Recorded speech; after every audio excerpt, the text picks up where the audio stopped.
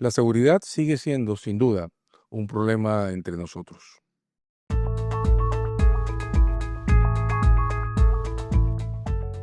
Hace solo unos días, el presidente Geri fue abordado por un periodista a la salida, entiendo, de un penal.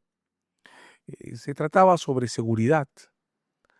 Este periodista, el video ha sido muy comentado en redes, le preguntó al presidente, al actual presidente en ejercicio, qué iba a hacer su gobierno con las leyes pro crimen. La reacción del presidente Geri fue contestar a la pregunta con una pregunta. ¿Cuáles leyes pro crimen?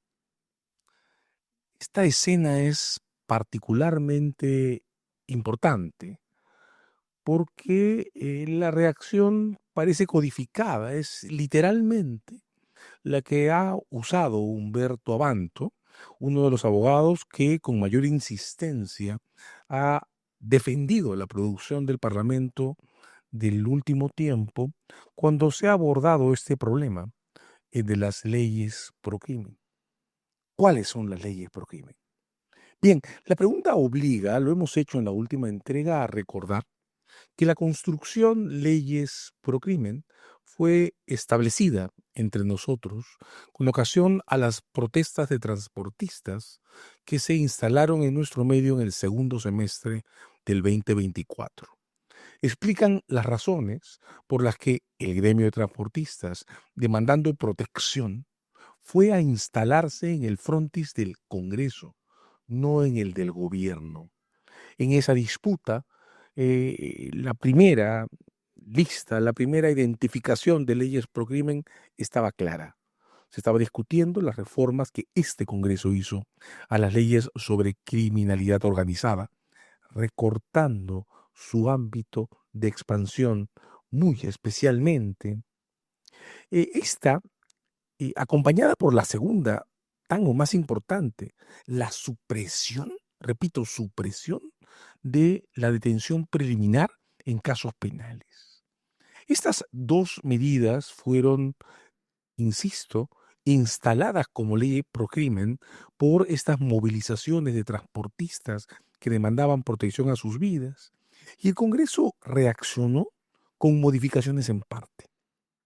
La ley que pretendía que las investigaciones penales se hicieran con las fiscalías y la policía atadas de mano, sin la posibilidad de tener órdenes judiciales de detención preliminar, fue derogada a los 2 o 3 meses de haberse publicado. Pero las reformas a las leyes sobre criminalidad organizada subsistieron. Se modificó en parte el texto con el que se les describían, se eliminó el más grande de los errores, una referencia a valores agregados que no tenían ningún sentido en una ley penal, pero se preservó las medidas que recortan el alcance de estas normas e impiden usarlas directamente sobre la explotación ilegal de metales, sobre la minería ilegal. Se mantuvieron además las restricciones que limitan la capacidad de las fiscalías para ejecutar allanamientos autorizados por juez, condicionándolas a la presencia del abogado de la defensa o un abogado de la defensa de oficio que, con todo el respeto del mundo, no ofrece en la recepción de esa información previa ninguna garantía de reserva o seguridad. Esa fue la primera ola de las leyes pro crimen. La segunda ola la ensambló la Fiscalía de la Nación en el discurso el Día del Fiscal del año 24 e incluye en la lista la ley Soto sobre prescripción, la ley sobre prescripción en crímenes de lesa humanidad y, esto es lo más importante, los recortes, repito, recortes que ha impuesto este Congreso a las leyes sobre extinción o pérdida de dominio, muy especialmente. La tercera generación de leyes pro crimen se ha abierto con las extensiones al Reinfo e incluye ahora un dispositivo muy especial una ley del Congreso que autoriza la construcción de la carretera UC 105 en zonas de la Amazonía sin haber atendido ni por un momento a las denuncias públicas que se han hecho sobre el efecto que puede tener esa carretera sobre el desarrollo de plantaciones de hoja de coca ilegal en la Amazonía. Se ha denunciado públicamente que la carretera está sobrepuesta con zonas pobladas de pistas clandestinas de aterrizaje. La información no se ha debatido. El Congreso se ha apresurado a promulgar esa ley. La pregunta entonces sobre las leyes pro crimen no solo cuáles son, es cómo van mutando los esquemas de respaldo a las actividades criminales que son fundamentalmente extractivas y metálicas, extractivas, metálicas e ilegales, extractivas, metálicas, ilegales y violentas en el país.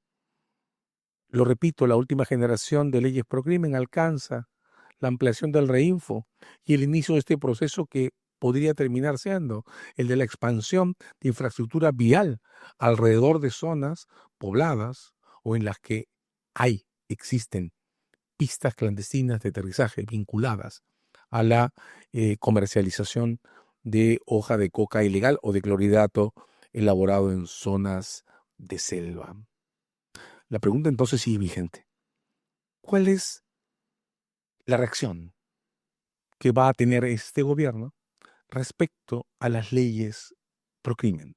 Es una pregunta que no se responde con otra, se responde con lápiz y papel. Pero como repito, la pregunta además tiene un segundo ángulo, porque la toma en la que se produce este intercambio, la respuesta de Gerí a la pregunta con otra pregunta, es una que parece relacionada con el discurso que el señor Gerí, actual presidente en ejercicio, ha tenido en público sobre la seguridad, los discursos especialmente de octubre y diciembre, en los que se instala su enfoque de la seguridad. El señor Gerí ha dicho expresamente que el foco de su lucha por la seguridad está en las cárceles del país. Ha protagonizado y difundido intervenciones directas en por lo menos 4 penales del país, además de la requisa de Ancón. Y ha anunciado que ese es el centro de lo que él percibe o lo que él define como la política de seguridad de su gobierno. De hecho, en el intercambio que comentamos en esta entrega, Girí no solo responde en realidad con un pedido de lista. Cuando él repone a la pregunta qué va a hacer el gobierno con las leyes pro crimen, preguntando qué leyes, el periodista que lo aborda lo enfrenta directamente a una de ellas, la de extinción de dominio, y le pregunta qué va a hacer el gobierno con una ley que ata las manos de las autoridades fiscales y judiciales para intervenir sobre el patrimonio que circula en el mercado, pero se origina en el crimen. Gerí responde con un gesto que hay que analizar al detalle. Él vuelve a preguntar, ¿qué impacto tiene esa ley sobre el modo en que se organizan intervenciones delictivas desde los penales?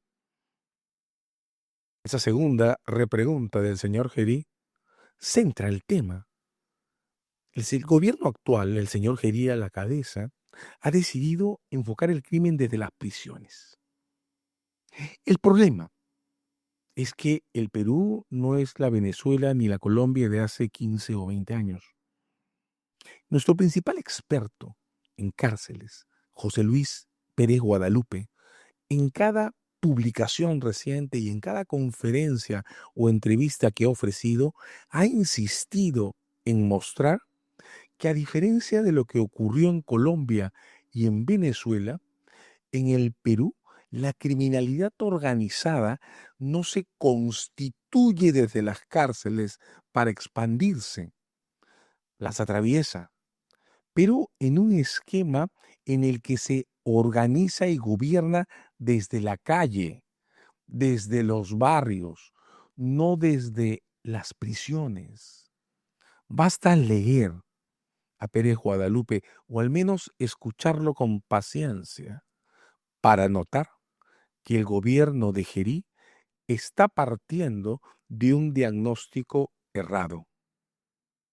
Un diagnóstico que le permite manejar la cuestión de política interna de seguridad como si fuera un escenario que le permite hacer gestos, ser visible. Pero si estamos a la evidencia, y lo repito, José Luis Pérez Guadalupe, nuestro principal experto en el área, pues no está en el foco nódulo central de organización y gobierno de la criminalidad organizada. Ya se ha dicho repetidamente entre expertos locales, nuestra criminalidad organizada es territorial y está articulada por los pisos de las economías ilegales, de modo que la pelea no se puede hacer dentro de las prisiones. Las consecuencias de la violencia las están sufriendo día a día personas, hombres y mujeres que están fuera de las prisiones y que son amenazados por organizaciones criminales que, si bien pueden tener conexión con las cárceles, no se gobiernan ni organizan desde las cárceles. Ese es el error. Estar invisibilizando el tipo de criminalidad que estamos abordando y su relación territorial con las zonas controladas por economías ilegales. Fuera de este discurso sobre las cárceles, que lamento decirlo, está desenfocado, el gobierno de Gerí en los primeros meses que está por cumplir, nos aproximamos al día 80, ha hecho solo dos cosas: sostener los estados de emergencia en Lima, Callao y Patás, aprobar una medida de estímulos que premia con un valor por hora, cada hora fuera del horario convencional, que los efectivos de la policía dediquen a operaciones policiales programadas. Es como si el señor Gerí creyera que la política sobre seguridad se articula eligiendo un espacio escénico, las cárceles, que lo repito, es para estos fines un espacio solo escénico, y manteniendo en términos numéricos cierta amplificación de la dotación de policías por zonas críticas. Más policías, punto. No hay en este discurso un plan de resultados, una identificación expresa de las organizaciones con las que se está peleando, están en absoluta invisibilidad. Un plan para la minería ilegal, el área más violenta en este momento y en mayor expansión de las economías ilegales, distinto a estar de acuerdo con que el Reinfo se amplíe y estar de acuerdo a que se construya carreteras en zonas denunciadas como peligrosas, sin hacer caso a las advertencias o sin siquiera discutirlas. En ese esquema, vacío de indicadores, vacío de metas, vacío de resultados. Nota al pie de página, 80 días pueden ser muy poco tiempo para esperar resultados de relieve o que se reflejen estadísticamente, pero es suficiente tiempo para exigir que se presente un plan mínimamente consistente. La idea final, que no aparece en el discurso del gobierno: la seguridad es antes que nada la protección a las personas, hombres y mujeres, que ahora están expuestos y expuestas a la criminalidad violenta. Proteger a personas. Defensores del ambiente, casi 40 asesinados en los últimos años. Transportistas. La discusión pública sobre seguridad comenzó con sus movilizaciones. Comerciantes de barrio, de economías locales, peluqueros, educadores, panaderos, absolutamente invisibilizados y, sin embargo, expuestos a un mercado de extorsiones en ampliación. Mujeres, niñas, niños que son víctimas de tráfico. 900 mujeres, según los cálculos de la Fiscalía, 450 adolescentes, niños y niñas. ¿dónde están las medidas de protección específica para las personas que están expuestas a la violencia ahora mismo?